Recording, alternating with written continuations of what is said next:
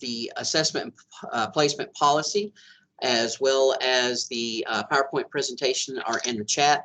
And at some point, I'm also going to drop some scenarios in the chat as well. So I'm going to share my screen so that we can share my whole screen so everybody can see the PowerPoint. All right, can everybody see my screen? Yep. Excellent. Yep. Good deal. Good deal. And I'll just say that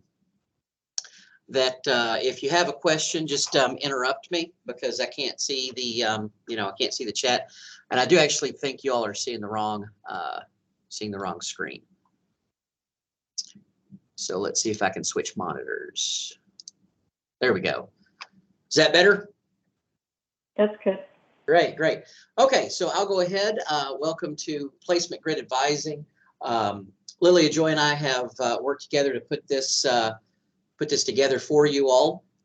Lilia, at any point, don't let, you know how I am, don't let me take over, just interrupt me. As a matter of fact, that's just the case for everybody. If you have any questions or comments, just interrupt me and I will stop talking, and we can get through that. So I guess the biggest thing I want to say first is that default placement is no longer the co-requisite level. We've been kind of living that for the last couple of years or so. We actually have placement grids. These are on our website. They're also in the chat, and they've been emailed to you at some point in the past. And anytime, if you still can't find them, just shoot me an email and I'll send it to you.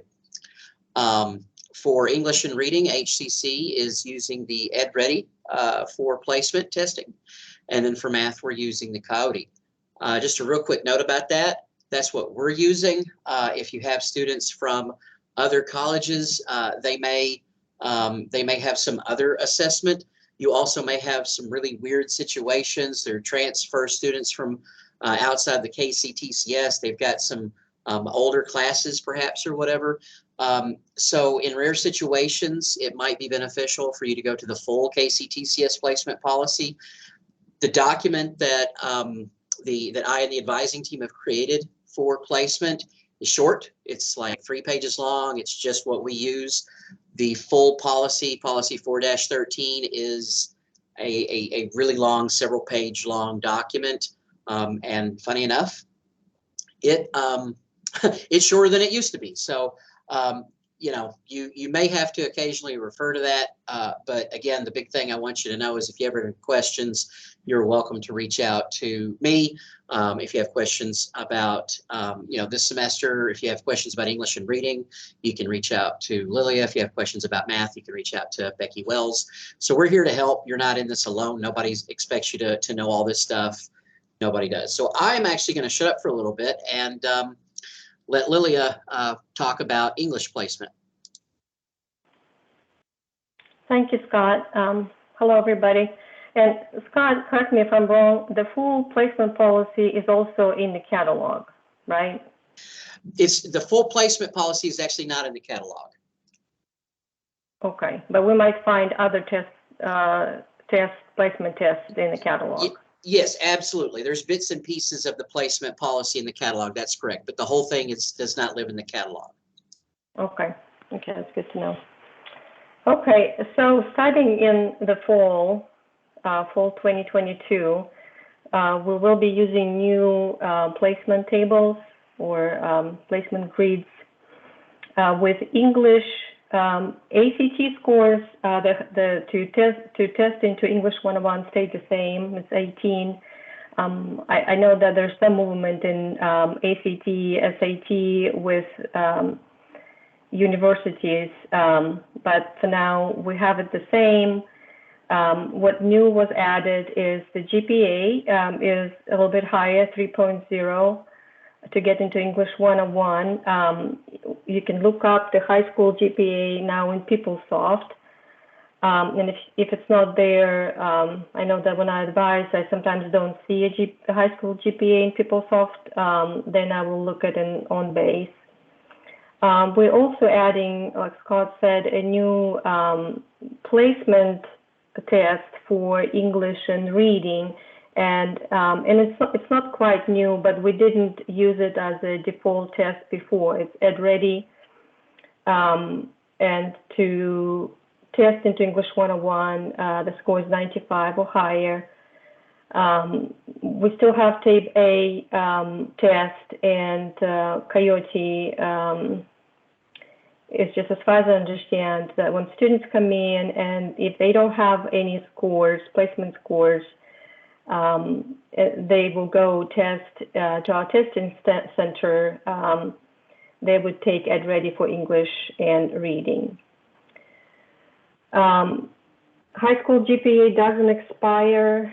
The test scores do expire after 4 years. So, and even though high school GPA doesn't expire, it's still, as you know, with advising, conversation is really important.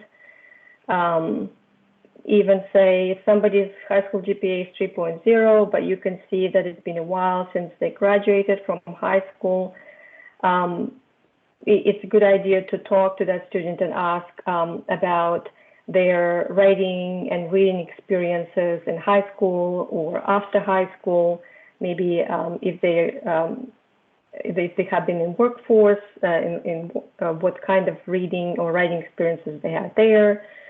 And that conversation will help you and the student to be aware what class it would be good for them to take.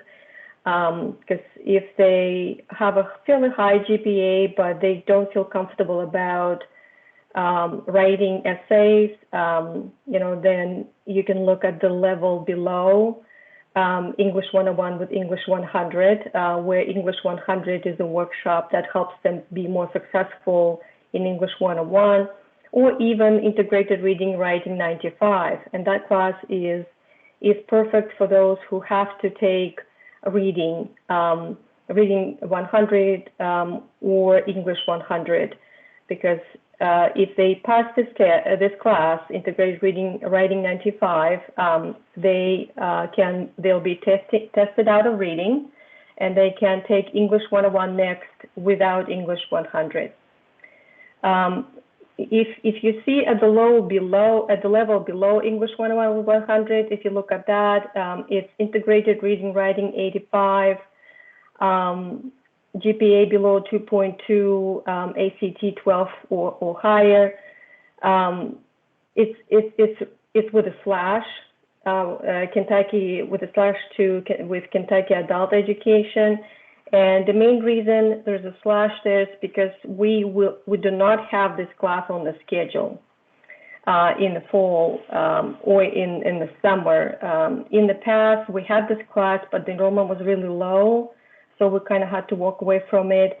If you get a student who is on that level, my recommendation would be to advise them to go to the Kentucky Adult Education Center and get their English classes, grammar classes. I think they have English grammar where they can get it for free. And then they can also, after that, they can retest.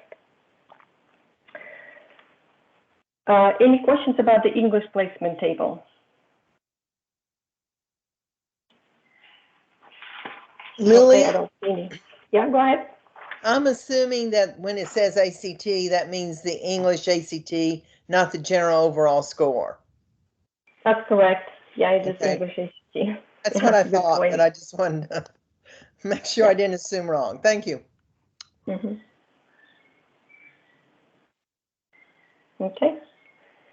If we don't have any other questions about the English table, we can look at the reading table.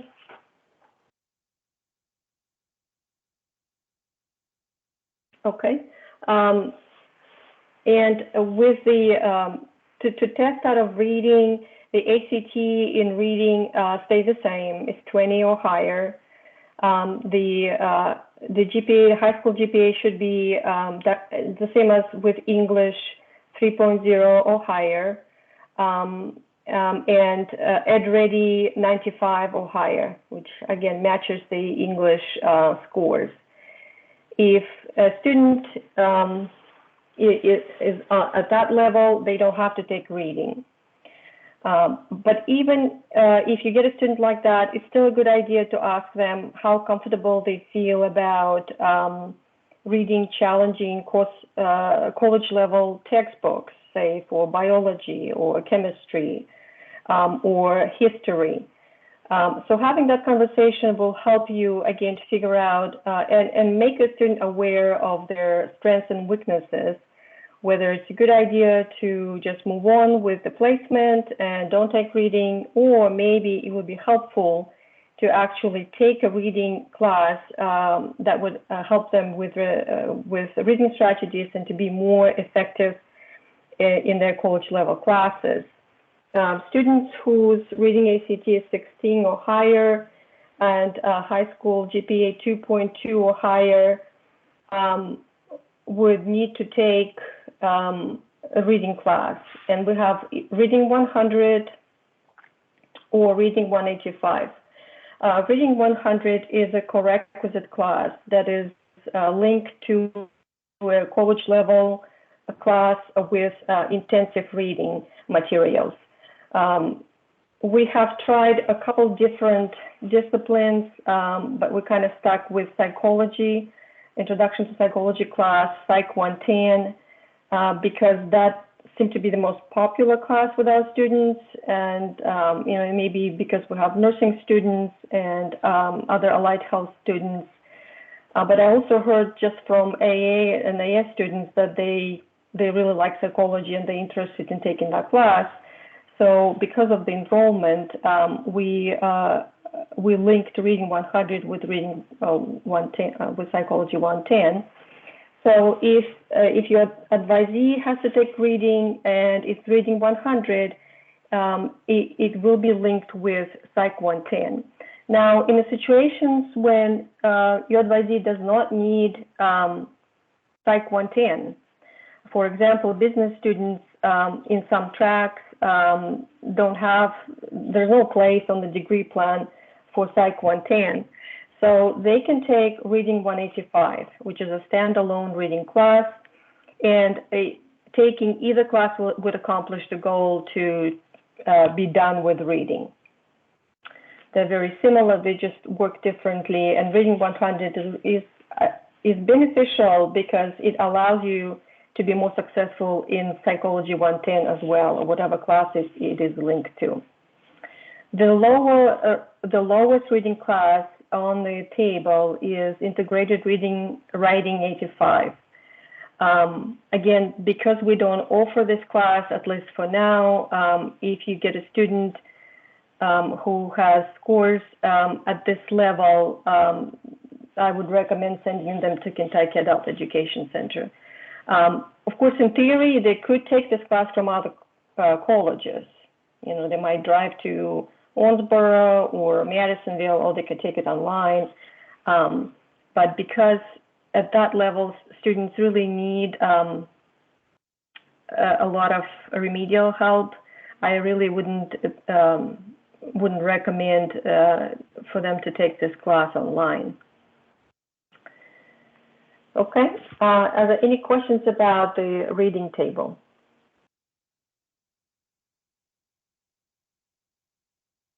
No, I don't see any hands. Okay, thank you, Scott. Thank you, thank you. So we will just move on to math. Now, I guess the first thing I want to point out is that this only has HCC math courses, or I guess rather math courses that HCC offers regularly normally. There are a lot more math classes out there, so if they come in and they're wanting to take something you've never heard of, they say, oh, I want to take Math 171, I don't have it listed here because we will possibly never offer that class. So for situations like that, you would need to go and look at the catalog or the full placement policy 4-13. So this is specific to HCC. I think the ACT numbers are pretty much the same that they've been for a long time. The GPA, those of you in the know on that conversation was rather controversial and lively, but this is where we have landed with the high school unweighted GPA. I'm going to echo what Lilia said. A good conversation with the student is probably best.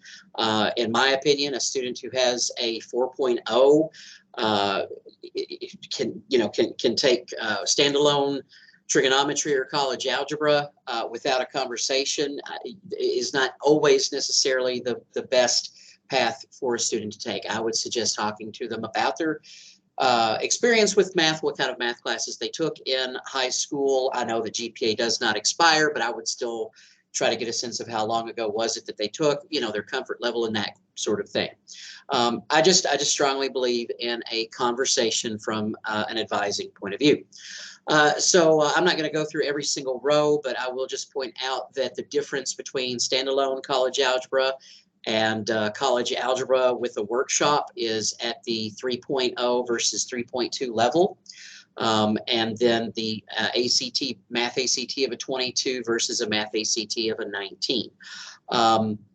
I personally have my opinions, most of you, about sticking every single student under the sun in college algebra. That is not necessarily the best thing to do. I would talk to them about what four-year major they are thinking about. Are they wanting to go into a STEM-related field? Are they wanting to go into a humanities-related field? Are they wanting to go into a social behavioral science? And then certainly if they're an AAS student, if they're an Associate Applied Science Technical program, they may have very specific classes that they need for that. So again, a conversation with a student is always best. When you couple the placement grid with the catalog and visual schedule builder and interactive degree plans, when you use these tools together, they help each other out. So anyhow, Math 110 is a standalone, its own little row. There was a lot of conversation about it. And then we have all of the co-requisites. So Math 126 with the supplemental or core, 110 with the supplemental or core, and then 151 with the supplemental or core. And then Math 061 lives in that same placement. I guess my other comment would be is that placement prerequisite are not the same thing. So you do have to think about prerequisites for courses as well, not just placement. And obviously the catalog is where you would take a look for prerequisite. And then Kentucky Adult Education is free. So if a student isn't quite ready for any of these courses, if after a conversation they really feel as if they need to do some brush up, I encourage you to work with our great service. It's a great service. They're great people, and they will help for free students get ready to enter into whatever college class that they need. I do have a note. We have traditionally allowed students with a 19 into trigonometry. So that is, we've traditionally kind of waved that in. That's just something Becky has always allowed. So keep that in mind. If you ever have any questions, feel free to reach out to Becky, and she's happy to help. So any questions about the math placement grid before we move on? And don't raise your hands, just yell at me and I will happily answer your question.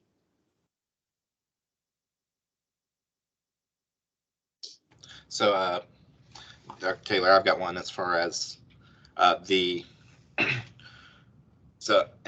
it's related a little to the process.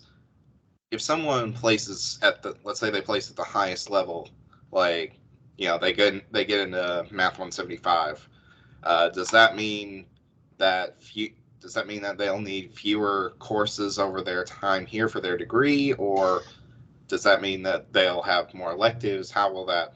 Well, it's a great question. It's a really great question. And the answer is going to be, what is their degree?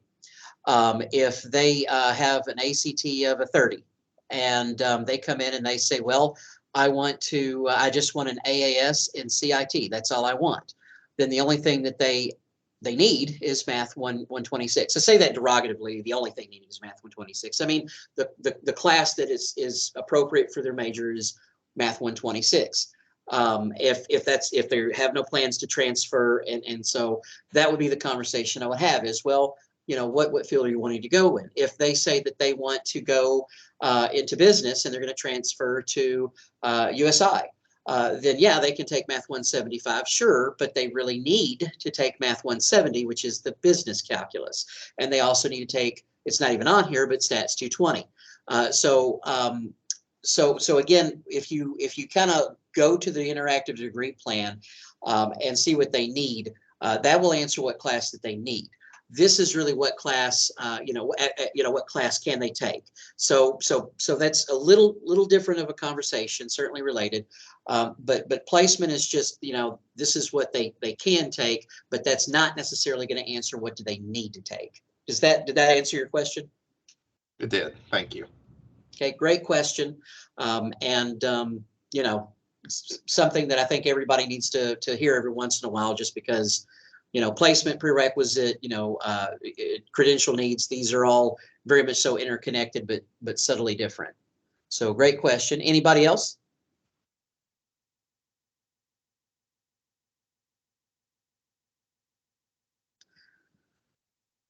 Okay, well, I will just move on then. So we have co-requisite courses. So if a student needs or wants to take a co-requisite course, these are the HCC specific. There's plenty more out there, but these are the HCC specific co-requisite courses. English 101 with English 100, and I'll show you on the next slide, we are very prescriptive about what sections go with what sections. So in other words, a student cannot take any section of English 101 if they want to take 100. They have to take very specific. With Math 110 and 126, it's a little bit different because we're only going to have one section of 110S and 126S. We're just going to have one section. But we will have a few different sections of Math 150 with 100.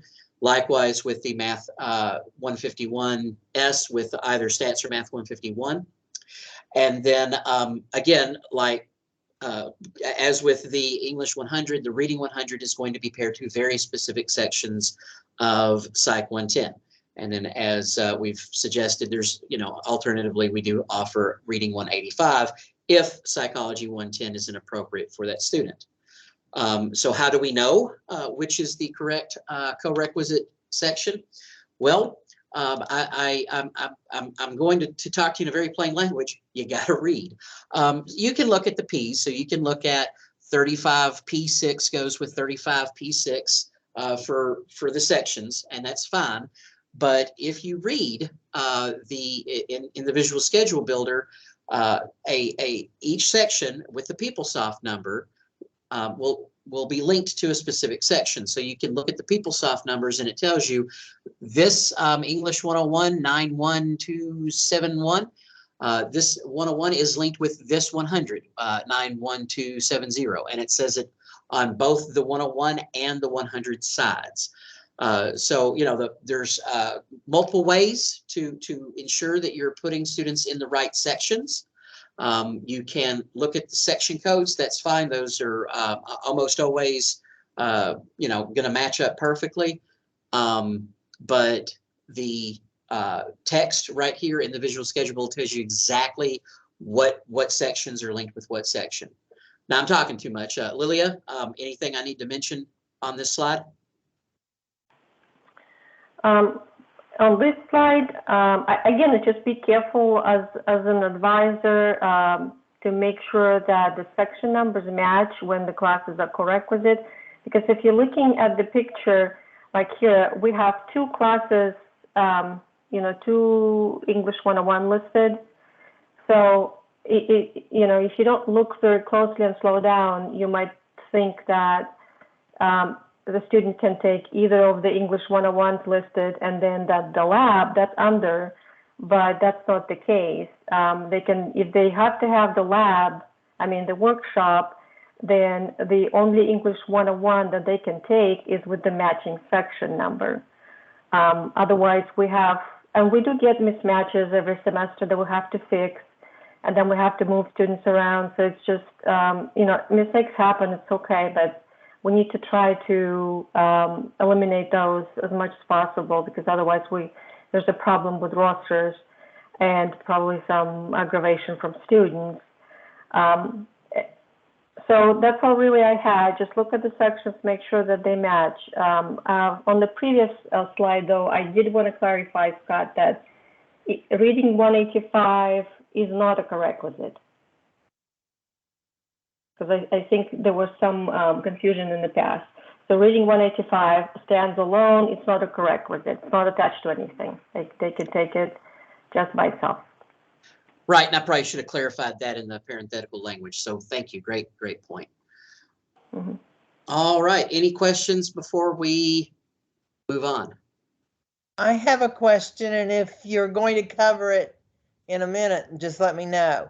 But at one point, I guess pre-COVID, just a few years back, if a student comes in late, they're one of those last registrants, and the courses that they place into for reading are closed, then there was also some rules about other courses we could not place them in until they did fulfill that reading requirement. Is that still the case? So it's a great question. I think that's if we're talking about a prerequisite, yeah, I mean, we still definitely have classes that have reading prerequisites. Do I know any off the top of my head? No, but yeah, there are classes out there that have a reading prerequisite. So you're right. If they come in late and there are no reading sections available, and other colleges are just as similar to us when it comes to online reading, there's just not too many options. So it is perfectly possible that a student comes in and there are no reading classes available in the system. It's happened before. Then yes, they are going to be heavily limited on the classes that they can take. Well, since that's a formal prerequisite, it would be in the catalog, right? Yeah, I mean, if it's a formal prerequisite, PeopleSoft won't let you enroll them, and it'll say in the course description, this history class, this whatever class, they have to be college ready or test out of, or however it's phrased for reading. Thank you. And Kathy, we used to have this reading required course list in the past that we updated as the college ourselves. Yeah, that has gone away. We don't have that anymore. But as an advisor, I think it's a really good question as well for this session, because as an advisor, you kind of have to keep in mind that students have to have a good reading skills, so be at the good reading level in order for them to be successful in college level classes that require quite a bit of reading. As far as I remember, one of the comm classes has an explicit prereq for reading and English. I think it's Comp 252 or something like that. Others, they may not have an explicit prereq that's saying you have to be tested out of reading or pass reading class, but it will say that you have to meet the KCTCS college readiness. And that's kind of a prereq. That basically means that they have to be tested out of reading. Is that, Scott, do you think this is, do I understand this correctly when it says that it's college readiness? Yeah, if it says college readiness in reading or something similar to that, absolutely, they really need to be tested out of reading. Yeah, or they should pass reading. Mm-hmm. Yeah, right. Understood. Thank you. Yep, and I guess I would say that I have said this many times to students: if you're going to take one class, there's one class you can take, reading should probably be it if they're at that at that level. So anyway, okay. Well, we're going to switch gears just a little bit, and we're going to talk. I mean, we have been, but we're going to talk more explicitly about advising. The first sentence I have: always have a conversation with the student. Ask their major. I've kind of answered this earlier with Trevor's question. Ask their major, their expected for institution. That also helps build rapport. And then the interactive degree plans will help determine which math classes are appropriate. I have help in bold because sometimes you have to do a little more research about where they transferring, what's their major, and that kind of thing. The English department has done a great job of developing English placement tools. Lilia, I'll just ask you, we are slightly over halfway through our time. Do you want me to go ahead and pull this up? Well, yeah, you don't have to. I can just go real quick over this. There's a link in the PowerPoint that you guys can go to when you look at the PowerPoint later. To find the link to English placement resources, you just need to go when you get to the faculty and staff page. Just go to advising, which is like at the very top somewhere, and then that will take you to a bunch of links. And at the very bottom, there's going to be a link to English placement resources. And there really, that is a place for you to help with the conversation with your advisees. If your advisee is asking, it's like if they're not sure about how good they are at writing, and say, I gave an example earlier, their high school GPA is 3.0, but you ask them, okay, how comfortable do you feel about writing essays? And they are not sure about it, you can go to that page and you can find one of the resources is actually a list of questions you can ask of your advisee, questions about writing and reading. So if you're not sure what to ask, there's a list of questions there that you can ask. They're very simple questions like, what did you do for writing in high school? Or what did you do for reading? Now, as you talk to them about it, they might ask you, well, but what do they do in English 101? Or what do they do in English 100? How are they different? What does the English 100 do to help me in English 101? You can answer those questions as well because we have some documents on that website, on that web page. We have a syllabus for English 101 and for English 100, so you can pull that up for your advisee, or you can say, I can send you a link through email or chat, however you communicate if they're not in your office, and they can look at it on their own. But basically, there are syllabi for them to look at. There are actual examples of essays that students wrote from the past they can look at, and they kind of can gauge based on that.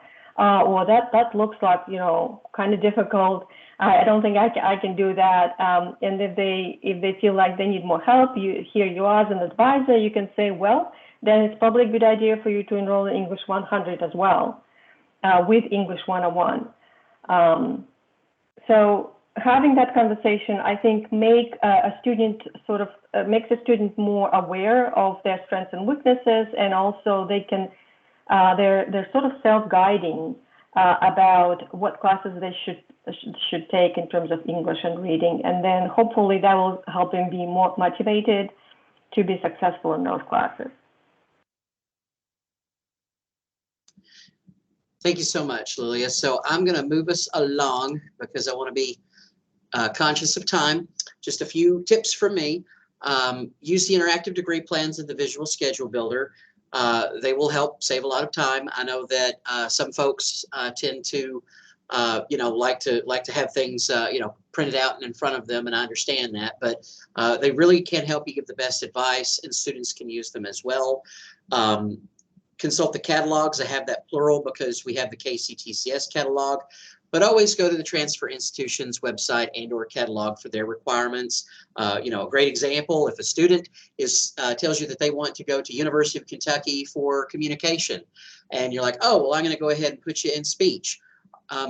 As strange as it might seem, they really don't want them to take speech. They want them to take interpersonal, and they also want them to take Com 101, which is going to be one of their social behavioral sciences. Do I expect you to know that? No. But if you go to UK's website, you go to their communication, bachelor program page, this information will be there. And then, of course, Lori Maltby is a great resource for transfer students. And then the KentuckyDegreePlans.com. I've got it bookmarked in my browser, so that might be something that you grab from this PowerPoint and bookmark as well. Any questions before I move us along? Okay.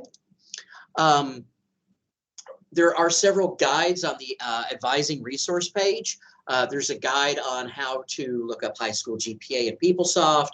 There are guides for just about any tool that you can think of that we use here. So check that out. You know, I just have the placement and assessment. We have the full placement tables and the English placement also on that page. Check out the HCC advising resource page. I've got a link at the end of this PowerPoint. All right, so what I'm going to do next actually is I'm going to stop sharing my screen, and I'm going to put us into a breakout session. So I have 4 scenarios, which I'm just going to drop in the chat. These are also in the PowerPoint. Okay. And I'm going to put us in breakout rooms and give us just a few minutes to look at these scenarios and think about them. So it's going to be very easy. Breakout room 1, we'll talk about scenario 1. Breakout room 2, scenario 2, breakout room 3, scenario 3, and breakout room 4, scenario 4.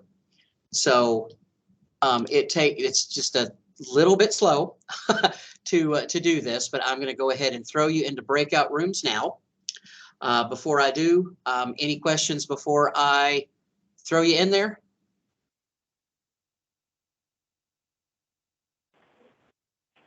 All right, I'm going to throw you in there, and I'll float around and make sure everybody's okay. It's doing it now. I tested this earlier today. It just takes a few moments. So.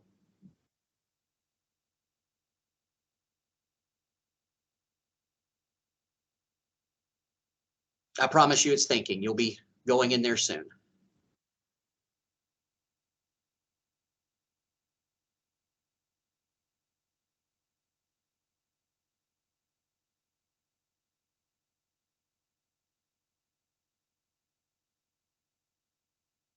And then we have somebody on the phone, so I don't think it can put you in a breakout room. So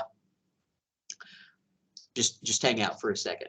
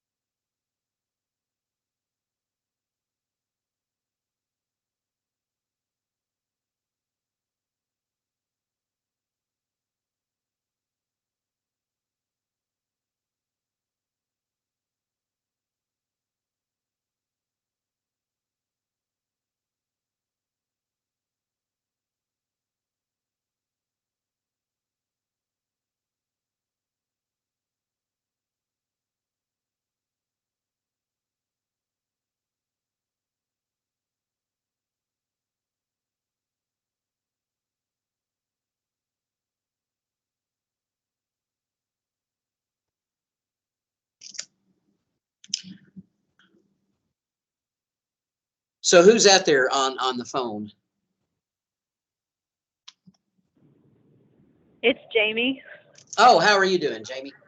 I'm good. I'm driving back from Union County. Gotcha. Well, thank you for joining us, even though you're on the road. So, Oh yeah.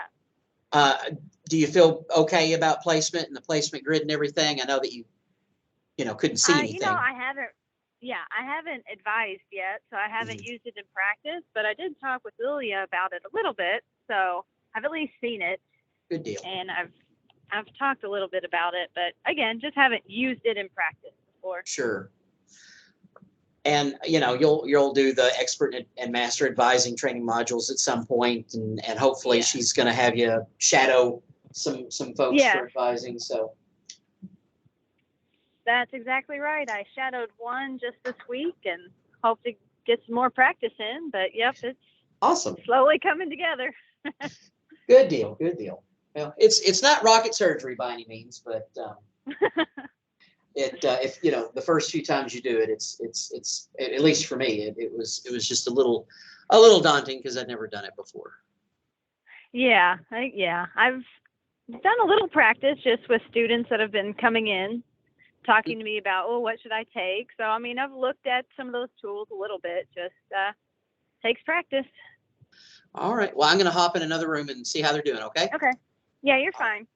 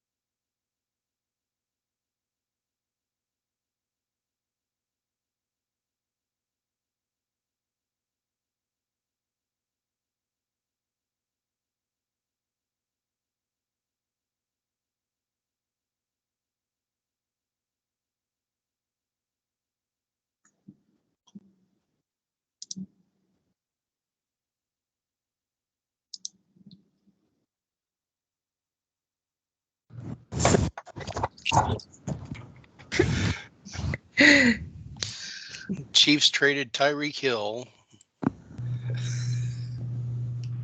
Yeah, I've seen that. Can y'all hear me? Yes, sir. Yes. Excellent. I feel like I'm operating the transporter or something. Beat me up, Scotty. All right, let's see. There we go. All right. I hit from the beginning. Let me get us back to where we are. All right. So just being cognizant of the time, we have 14 minutes left. So the first scenario, Maria comes to your office and wishes to enroll in reading. She has a high school GPA of a 3.2. How would you advise her? So room one, what did you all think? Well, while she's not required to take the reading, it's always good to start with the conversation. So the first thing would be to ask, why is it she's wanting to take the reading course? Mm-hmm. And based on the reasons she gives, we could make a more specific recommendation from there. Mm-hmm. Yeah, she's not required, but if she wants to, there's clearly some reason. So absolutely, we just want to explore that. Maybe the reason is she didn't, maybe she thought she had to, but maybe she feels uncomfortable. Lilia, you're the reading expert in the room. Any thoughts about that one before I move to scenario 2? I think that's a good solution, and just something to bring to it, which is not part of the scenario, but if somebody is worried about reading or want to take reading, I would look at the English score as well, because those two kind of go together. And if the English score is kind of low, then maybe taking a reading course is a good idea. Great, and we're not going to get in trouble if a student here and there, takes below. I think if all of our students took below what they were supposed to, eventually CPE or somebody's going to say what's going on. But it's okay if they self-place lower than where their scores say that, and that's what they want to do. That's okay. Right. As long as they choose it. Yeah. Mm-hmm. Right. Absolutely. Okay. Scenario 2. Jim comes to your office, wants to take an English class. He has a table of 11. What should he probably take? Room 2. What did you all decide? I know we talked about it, but.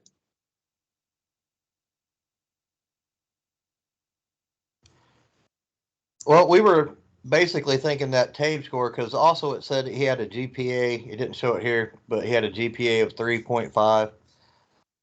We kind of thought that the TABE score had more weight, so we went with it. And we pretty much decided, because we didn't offer the IR, was it the 95 reading class or the Yeah, we don't offer that. So we went with the 100 101 combination. And you had brought up, what if you had asked about possibly taking an adult ed class first? And we said, always, if the student wants to engage like that, take that into consideration. Thanks. And actually, I'm going to go ahead and click on over to scenario 3, which is y'all kind of looked at both scenarios 2 and 3, which is fine. But I think you hit on the nail on the head. You got to have a conversation. You got to look at multiple factors. And what I would say is, I'll put a pin on that thought. Why don't I let room 3? What did you all say?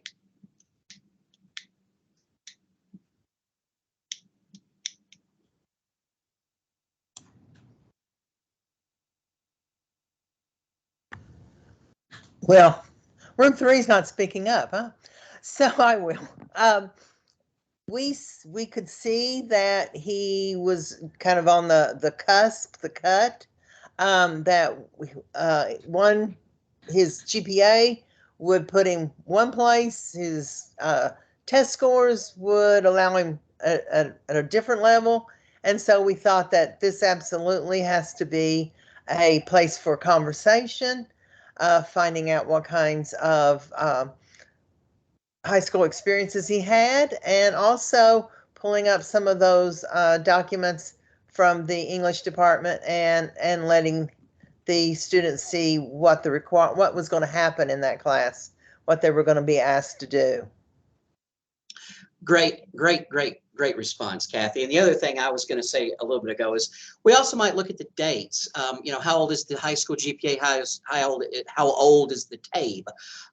If the TABE is 2 years old and the high school GPA is newer, then we might think about that. Or, conversely so, the high school GPA may be 2 years old. The TABE may be a month old. That's just another factor. I'm not saying that one's better, just another factor. So I absolutely agree with you. Conversation using those resources. Lilia, any other comments? Anything that we missed to consider? No, I think it's a great answer. You do have a note on each table that says if a student has both test scores and GPA, they may be placed at the highest level demonstrated by these measures. So if a higher GPA is higher, they can definitely be placed at the highest level, but having the conversation would allow you and the student realize where the best fit is. Perfect. Okay, scenario 4. Room 4, what did you all decide about the K-Alg of 11?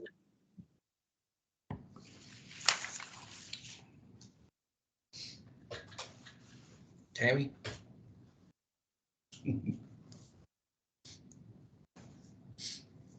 All right, I'll speak for Tammy. We go to math. Put the student in math 150 with 100, or math 126, or depending. Also, if the student is wanting to do an HST program or any other program that wanted to have that the minimum requirement was a math 110, we'd have that conversation and say, hey, math 110's what you need, so you could take that one instead of the others in that box. We could also, now on the other hand, conversely, if they were, for example, going into nursing and needed a math 150, which is highly recommended, we could advise them or ask them if they wanted to take the Ed-Ready test and try to test out of that COREC and just take the math 150 alone. Is that about it? Well, and I would say again, like you said, we want to have a conversation, because it could be that they say, well, I want to go to Western and I want to study history. Then I might be inclined to say, well, you can take the college algebra workshop. Nothing wrong with it. If you want to, let's do it. But you could also take the Intro to Applied Statistics, which might be potentially more relevant in what they're doing. And they might find it easier and more, accessible.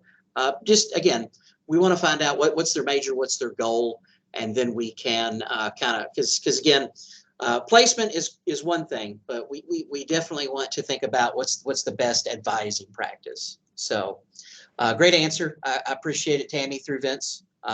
Good. And Scott, can I ask you a question about this? Looking at the math placement table, so the K algebra score, it is mentioned at the 3 highest levels. Then nothing is mentioned for K algebra score at the 4 lower levels. So the assumption here is that this K algebra 7 or higher, it is applied to the levels under 150 with 100. Is that correct? Yeah. So there's a battery. It's a battery. So the K algebra score, if you get a K algebra score of an 11 and you want to take 61, you can. But if you get the K math score, then there's a ceiling on that. There's only so much it will do. If you get less than a K algebra 7, it doesn't do anything. It doesn't mean anything. If you get a K algebra of a 3, there's no information that we can use. There's just no placement information. So it is a little bit confusing. The good news is that the average advisor really doesn't have to know any of that. Just know that if they score at the K algebra level, they can place into any class at that level or lower. If they score in the K calculus, kind of the same thing. If they've got a valid range, they can take any class or lower. Did that answer your question? Did that make sense? Yeah, thank you. All right. Kathy has a question in the chat. Does placement impact program applicability? I assume that if they place an English 101 with 100, then program applicability would cover it, but if they feel uncomfortable and want to opt for English 100, will that produce program applicability problems? So the answer is not as cut and dry as we would like. If they have elective spots, then English 100, Math 100, 151S, 116S, whatever. If they have elective spots, it's going to live there. However, if they have filled up all of their elective spots, then there are certain classes on what's called an exemption list. And this lives in PeopleSoft. And it includes all of the co-requisite classes. It also includes FYE 105. So if they have no elective spots, then and they have to take a co-requisite, then they are not held accountable from the program applicability side. Great question, great question. But if they chose to take a lower class than they were placed into, then it could limit their electives later. Yes, absolutely. Absolutely. So if they elect to take, a class they don't need, it's gonna eat up their elective spots. It's absolutely true, unless it's filled up and it's one of the co-requisite courses. But if it's a gateway course, they could take calculus, or they do take calculus, but they want to take college algebra and calculus or whatever. Then yeah, there could be some consequences to that. Absolutely. All right, I'm going to move us on to just the recap. We've only got a couple of minutes, and I want to just be, courteous to your and conscious of your time. So this is just a recap. We talked about the placement grid, the policy, advising, have a conversation, look at the transfer institution. Remember to check for prior coursework and transfer work. Sometimes we forget about that. And then Kathy made a great segue into keep in mind program applicability, preparatory coursework, which we had PD on that recently, and course substitutions may be something that we have to keep in mind as well. And then once you and the student have developed a schedule, you and your division assistant your division assistant can assist in the enrollment. So if the student doesn't know how to use their shopping cart and do all that, your division assistant is happy to help. Again, I'll throw myself out there. I'm happy to help if you have any questions about that. And then our last slide is just the links I was talking about. Here are the resources for the Visual Schedule Builder, the Interactive Degree Plans, the KCTCS Catalog, the Placement Policy 4-13, the Advising Resource page, which I was talking about, which has a lot of guides on it, Kentucky Degree Plans, Assessment and Placement Resources, which and also below are the English Placement Resources. So if you have questions about math, Becky Wells is the math coordinator, and Lilia Joy is the coordinator for English and Reading this semester. That is everything we were hoping to talk about today. So it is 3 o'clock exactly. Any questions on anything that we've talked about or discussed or done? I have one quick question, Scott. Do we have a link to the degree plans on our advising page? Because I think it's kind of difficult to find. There's a lot of things that are difficult to find on our website. But this one, a new faculty asked me about it. How do you get to the degree plans for all the programs that we have? And to answer that, it's under Education and Training and then Program Finder. However, yes, I can put a link, that's not a big deal. I can put a link to the degree plans on the advising resource page. Okay. But yeah, it's Education and Training and Program Finder. And I'm writing that down. Great. Thank you. My pleasure. All right, any other questions?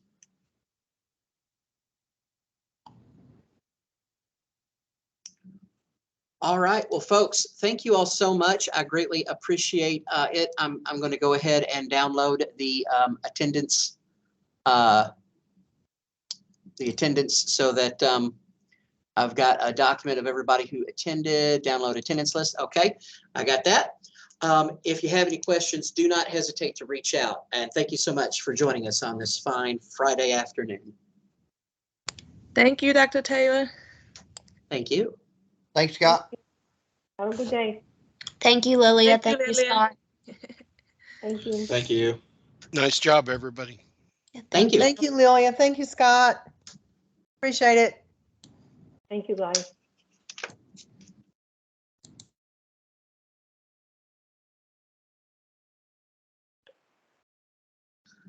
All right.